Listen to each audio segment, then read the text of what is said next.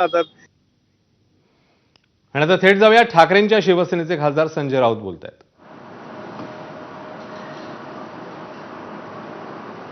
या संघटनेला ही संघटना 6 महिनेही टिकणार नाही शिवसेना असं तेव्हा बोललं जात होतं चेष्टेने। आणि मुंबई ठाण्याच्या पलीकडे ही शिवसेना जाणार नाही असे अंदाज ज्यांनी मांडले ते फोल ठरले। शिवसेनेनं मुंबई ठाणे महाराष्ट्र काबीज केला, दिल्लीपर्यंत पोहोचली आणि शिवसेनेनं 60 वर्षाची घोडदौड केली। कोणत्याही राजकीय पक्षाच्या प्रवासात चढ उतार येत असतात। प्रवाह कधी खळखळत जातो, कधी थांबतो, कधी संथ होतो।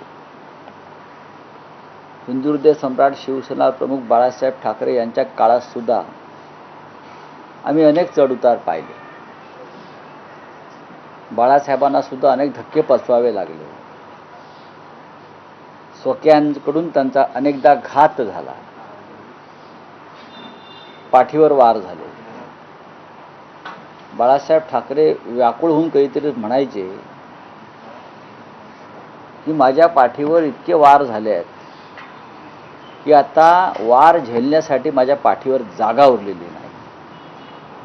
त्याच्यामुळे आज जे काय घडतंय त्याचं आम्हाला आश्चर्य वाटण्याचं कारण नाही। शिवसेना प्रमुख आम्हाला नेहमी एक उदाहरण द्यायचे की छत्रपती शिवाजी महाराजांनी हिंदवी स्वराज्य स्थापन केलं, ते करताना त्यांना सगळ्यात जास्त अडथळे आले ते स्वकीयांचे। शिवाजी महाराजांनी किमान 200 लढाया या स्वकीयांबरोबरच त्यांना लढाव्या लागल्या। तेव्हा कुठे त्यांना आपलं कार्य, आपला झेंडा फडकवता आला। आणि तेच जीवन, तो संघर्ष शिवसेनेच्या वाट्याला आला, कारण शिवसेना हे छत्रपती शिवाजी महाराजांचंच कार्य पुढे नेते आहे। त्याच्यामुळे सूर्याजी पिसाळ, खंडोजी खोपडे, ब्रुटस, मीर जाफर हे आमच्या वाट्यालाही आले। आता 4 वर्षापूर्वी आमच्यामध्ये एक मीर जाफर निर्माण झाले किंवा ब्रुटस निर्माण झाले, म्हणून त्या शिवसेनेचं कार्य थांबलं नाही, ते चालूच राहील।